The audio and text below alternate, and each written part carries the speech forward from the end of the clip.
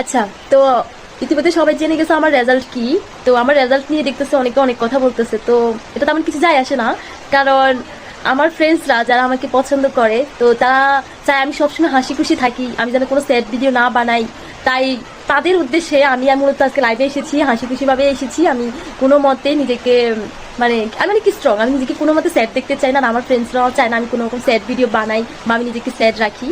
তো ইয়ার কি, তো আমি 2 সাবজেক্টে ফেল করছি। শুনেন, আমার মেয়ে মাত্র 2 সাবজেক্টে ফেল করছে, 5 সাবজেক্টে না বা অল বিষয়ে ফেল করে না, ঠিক আছে?